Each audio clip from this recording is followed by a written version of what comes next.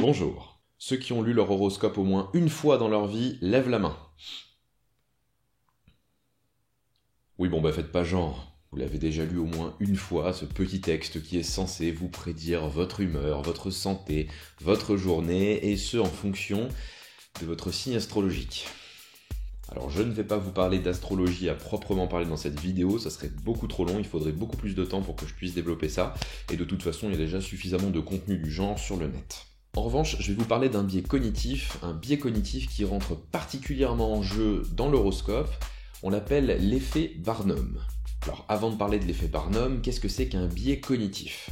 Si on prend un dictionnaire, le biais cognitif c'est défini comme ça, un biais cognitif est une distorsion dans le traitement cognitif d'une information. Le terme biais fait référence à une déviation systématique de la pensée logique et rationnelle par rapport à la réalité. En gros, c'est une distorsion entre la réalité et ce que vous percevez et ce que vous interprétez de la réalité. C'est comme s'il y avait un filtre entre vous et la réalité et que ce filtre vous empêchait de voir clairement la réalité. Et des biais cognitifs, il en existe plein de toutes sortes, mais j'aurai d'autres occasions de vous faire d'autres vidéos sur cette thématique-là. Bref, l'effet Barnum. Il a été mis en avant par un psychologue en 1948, c'est très récent, par Bertram Forer. Ce cher Bertram avait des étudiants. Et il s'est dit, je vais utiliser mes étudiants pour leur faire passer un petit test psychologique. Il s'agissait d'un questionnaire à choix multiples avec des questions du style « Aimez-vous l'art et la musique ? Vous sentez-vous à l'aise dans une foule ? etc. » Il donne ce questionnaire à tous ses étudiants et leur demande de le remplir.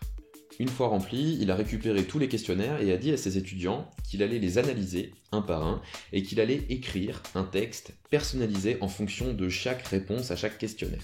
Et du coup, avec ça, chaque étudiant pourrait repartir avec un texte qui correspondrait à sa personnalité, simplement en ayant répondu à quelques questions. Et quelques temps plus tard, il revient avec ces fameux textes qui seraient justement les analyses de personnalité de chacun des étudiants, et il le distribue à chaque étudiant concerné. Et il donne les consignes suivantes.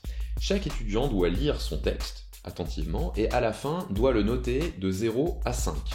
0, ça correspond à une note médiocre, ça veut dire que le texte ne lui correspond absolument pas, et 5, c'est excellent, ça veut dire que le texte lui correspond parfaitement. Et dans la réalité, Forer n'a jamais analysé les questionnaires. Il a donné exactement le même texte à chaque étudiant. C'est-à-dire que chaque étudiant avait à la virgule près, au mot près, le même texte. C'était ce texte et je vous laisse mettre en pause pour le lire. Devinez la moyenne des notes qui était obtenue. 4,26. C'est beaucoup. Et alors comment ça se fait ? Comment ça se fait que chaque étudiant a vu dans ce texte quelque chose qui lui correspondait à 100%, quasiment à 100%. Si vous prenez le texte phrase par phrase, vous allez vous rendre compte qu'en fait c'est juste une succession de lieux communs. Il y a des éléments très vagues et qui s'appliquent à peu près à tout le monde. On va prendre quelques extraits. Par exemple, le texte commence avec « Vous avez besoin d'être aimé et admiré ». En général, une personne a ce besoin-là. C'est rare qu'une personne n'ait pas besoin d'être aimée et admirée. C'est un peu notre fondement, quoi. Ensuite, vous avez un potentiel considérable que vous n'avez pas encore utilisé à votre avantage. Alors ça, c'est pareil. Quasiment tout le monde considère avoir un potentiel qui n'a pas encore satisfait et qui n'a pas encore exploité à fond. Vous préférez une certaine dose de changement et de variété. Et ça, c'est pareil. En général, on n'aime pas avoir une routine et on n'aime pas faire toujours la même chose. On aime bien avoir du changement dans notre vie. Là, c'est exactement ça. Et enfin, par moments, vous êtes très extraverti, bavard et sociable, tandis qu'à d'autres moments, vous êtes introverti, circonspect et réservé. Là, oui, c'est toujours pareil. La plupart du temps, les gens ont deux facettes. Ils ont une facette publique et une facette privée qui, en général, n'est pas la même. Donc, pour que ce test fonctionne, c'est une première chose, il faut qu'il y ait suffisamment de généralité à l'intérieur du texte. Mais ça ne suffit pas. En effet, pour que ce test fonctionne bien, il faut respecter 3 autres paramètres. Premier paramètre, la persuasion du sujet que l'analyse s'applique à lui seul. Qu'est-ce qui va se passer ? Ça va créer un a priori. C'est-à-dire qu'on va être persuadé, avant même de lire le texte, que c'est quelque chose qui nous est propre, quelque chose qui nous est unique. Prenez l'exemple du test de Forer. Il a dit à ses étudiants qu'il allait écrire une analyse qui serait spécifique à chaque candidat. Et forcément, les candidats l'ont cru, c'est leur prof. Donc forcément, s'il a dit qu'il allait écrire une analyse personnalisée, ce sera une analyse personnalisée. Du coup, ça conforte que le texte va correspondre à l'attente de l'étudiant, l'attente du sujet. Deuxième paramètre, la reconnaissance du sujet, de l'autorité, de l'évaluateur. Oui, c'est assez logique. Pour que ça marche, il faut que le sujet soit persuadé que la personne qui l'a écrit fasse autorité. Là, dans notre cas, il y a 2 choses. Déjà, c'est leur prof, donc forcément, quand c'est un professeur, il fait d'office autorité. Et deuxièmement, c'est un psychologue qui était reconnu par ses pairs. Donc forcément, à partir de là, ça crée une autorité et ça crée un poids à ce qu'il va écrire. Et enfin, troisième paramètre et non des moindres, la présence à l'intérieur de l'analyse de traits majoritairement positifs. Si vous reprenez le texte, vous allez vous rendre compte qu'à l'intérieur, il n'y a aucune négation. Regardez, à aucun moment, Forer n'a écrit « ne pas ». Il n'y a aucune forme de négativité.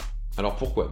Pour la simple et bonne raison que le cerveau aime l'information positive. Lorsque vous êtes en train de lire ce texte, automatiquement, à chaque phrase, comme il n'y a pas de négativité, votre cerveau va dire « oui ». Ça s'appelle un truisme.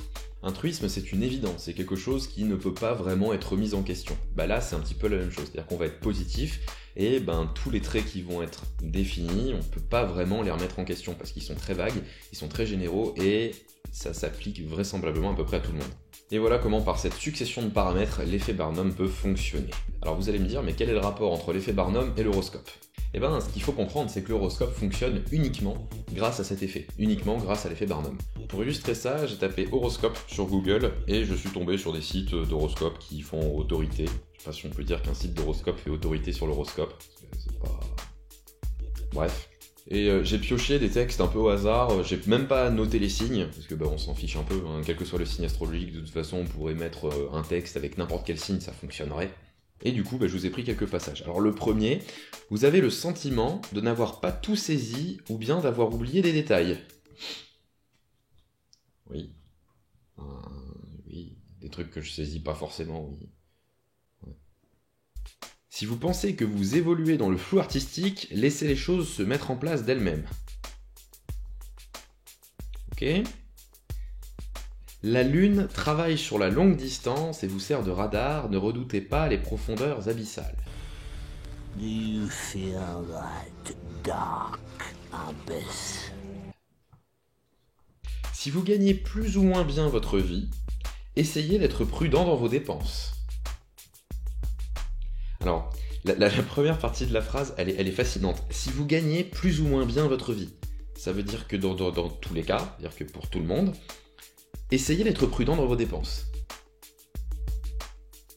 Oui, globalement, une personne qui lit son horoscope, je pense que elle va faire attention à ses dépenses, dans tous les cas. Du coup, qu'elle gagne plus ou moins. Ouais.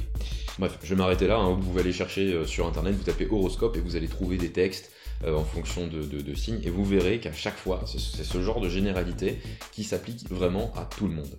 Donc c'est comme ça que fonctionne l'horoscope. Faut pas croire que c'est par rapport au mouvement des planètes, au mouvement des astres, qu'on arrive à définir votre destin et quelle humeur vous avez et quels sont les impacts sur votre portefeuille.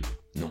Non, ce qu'il faut comprendre, c'est que ce sont juste des phrases qui sont générales, qui sont juste des généralités qu'on va caser sur des signes astrologiques, et basta, c'est tout. D'ailleurs, tiens, on va reprendre nos 3 paramètres et on va essayer de voir si ça tient sur l'horoscope. Premier paramètre, la persuasion du sujet que l'analyse s'applique à lui seul. C'est un petit peu ça dans l'horoscope. C'est-à-dire qu'on a des catégories avec des signes astrologiques, et vous avez un signe astrologique. Moi, par exemple, je suis taureau. Je vais aller lire l'horoscope. Si j'avais envie de lire mon horoscope, j'irai lire l'horoscope qui correspond au taureau. C'est moi. Et du coup, ça donne cette impression que ça s'applique à nous seuls. À nous seuls, les personnes qui sont de signe taureau. La reconnaissance par le sujet d'une autorité de l'évaluateur. Là, c'est un petit peu ça aussi. Quand vous lisez votre horoscope, la plupart du temps, c'est dans des journaux, c'est sur internet, mais la plupart du temps, c'est sur des médias qui font autorité. Là, c'est un petit peu ça. C'est-à-dire que si c'est écrit dans un journal, c'est probablement que c'est vrai, c'est probablement que ça a du poids. Alors que, non, pas forcément. La présence dans l'analyse de traits majoritairement positifs. Voilà, si vous prenez n'importe quel horoscope, vous en lisez autant que vous voudrez, et vous allez vous rendre compte qu'il y a très peu de négativité, c'est toujours positif, on en revient toujours au même, ce sont des truismes, ce sont des choses qu'on ne peut pas remettre en question.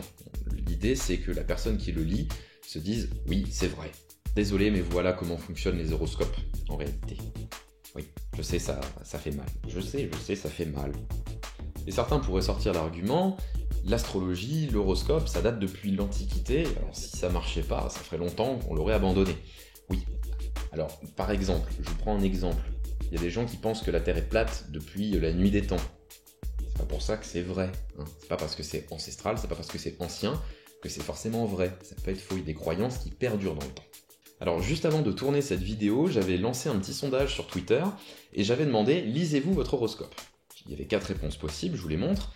Mais il y a une réponse qui m'a surpris, qui m'a fait rire, c'était oui, mais je n'y crois pas. Il y avait quand même, je crois, 31% de personnes qui disaient oui, mais je n'y crois pas.